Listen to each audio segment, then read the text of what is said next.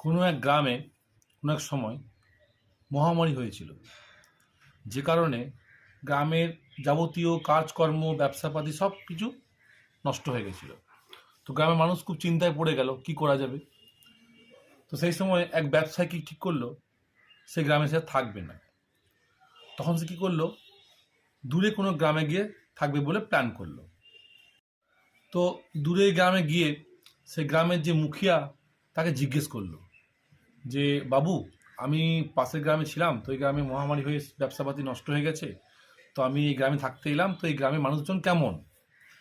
তখন মুখিয়া বলল, তুমি যে গ্রামে ছিলে আগে, সেই গ্রামের মানুষজন কেমন ছিল? যে খুবই খারাপ ছিল, হুট করে ঝগড়া করতো, অশান্তি করতো, একে অপর প্রতি হিংসা করতো।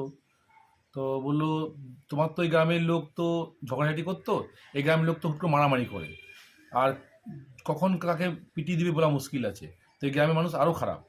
তো সেই ব্যবসায়ী লোক কিন্তু সেখান থেকে চলে গেল। কিছুক্ষণ পর আরেক ব্যবসায়ী ওই গ্রাম থেকে আবার এলো, যে গ্রামে মহামারী হয়েছিল।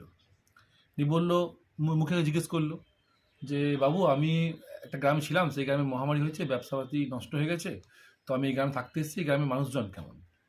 মুখিয়া ঠিক একেও সেই প্রশ্নই করলো যে, তোমার আগের গ্রামের মানুষ কেমন ছিল? তো ব্যবসায়িক লোকটা বলল যে, মানুষজন খুবই ভালো ছিল, খুব ভালো, এবং একে অপর প্রতি খুব সহানুভূতি ছিল, ভালোবাসা সবার প্রতি সবার ছিল। তখন মুখিয়া বলল যে, এই গ্রামের মানুষ আরও ভালো, এই গ্রামের মানুষের প্রতি মায়া মমতা বন্ধুত্বপনা ভালোবাসা খুব বেশি। বললো, তখন ব্যবসায়ী বললো, বেশ, আমি এই গ্রামে তাহলে থাকবো। আর এদিকে পাশে মুখিয়া চেলা বসছিল। বল, বাবু, আপনি দুজনকে দুরকম কথা কেন বললেন? তখন মুখিয়া বলল, দুরকম কথা কেন বললাম জানিস? আসলে ব্যাপার হচ্ছে, মানুষ যে যেমন হবে তার চোখে বাকি মানুষগুলো সেরকমই হয়।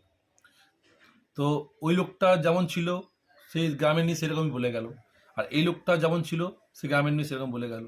আসলে আমরা যেমন দৃষ্টি ছুড়বো আমাদের কাছে দৃষ্টি সেটাই ফিরে আসে। আমরা এটাই মনে করি, আমরা যদি নিজের অশান্তি করি, ঝুট ঝামেলা করি, আমরা যদি নিজেদের মধ্যে নিজে ভালোভাবে না থাকি, তাহলে আমরা কিন্তু লোককে, বাকি লোকদেরকেও ওরকমই ভাবি, বাকি পরিবেশটাকে ওরকম ধরে নিই। তো যাই হোক, গল্পটা কেমন লাগলো একটু কমেন্টে সব লেখো।